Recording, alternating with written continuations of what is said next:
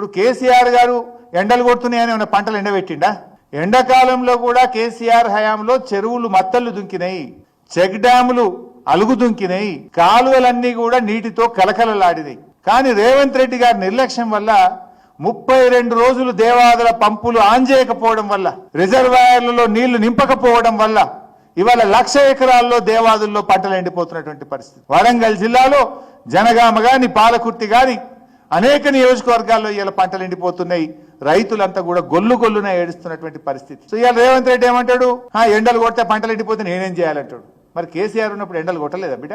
నువ్వు వచ్చినాకనే ఎండలు కొత్త కొడుతున్నాయి. ఇది వాళ్ళకి ఎండలు లేవా? ఇది నీ చేతగానితనం వల్ల, ఇది నీ ప్రకృతి వైఫల్యం కాదు, రేవంత్ రెడ్డి వైఫల్యం, ముమ్మాటికి నీ ప్రభుత్వ వైఫల్యం, నీ మంత్రివర్గ వైఫల్యం. It is your failure. ఇవాళ ఆ రైతుల్ని కాపాడాలి, ఆ రైతులకు ఎకరానికి 10,000 రూపాయల ఇన్పుట్ సబ్సిడీ ఇవ్వాలని చెప్పి బీఆర్ఎస్ పార్టీ డిమాండ్ చేస్తా ఉంది. ఈ రోజు ఇవాళ కూడా కేసీఆర్ గారు కట్టించిన సమ్మక్క సాగర్ బ్యారేజీలో 3.5 టీఎంసీల నీళ్లు ఉన్నాయి. ఇవాళ కూడా ఇప్పుడు కూడా నీళ్లు ఉన్నాయి. నీళ్లు లేక కాదు, నీ ప్రభుత్వ వైఫల్యం. అట్లే శ్రీశైలంలా మీరు చూసింది ఈసారి ఎన్ని నీళ్లు పోయినాయి సముద్రంలో. శ్రీశైలంలో బ్రహ్మాండమైన వరద వస్తుంటే 25 రోజులు కల్వకుర్తి మోటార్లు ఆన్ చేయలే.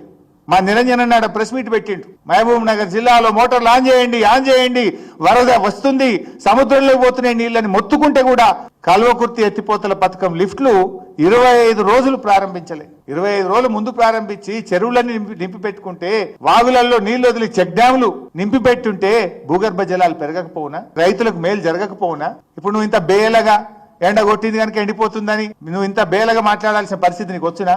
ఇంకెంతకాలం ఇట్లా నువ్వు దాచుకుంటావు? ఎంతకాలం తప్పించుకుంటావు?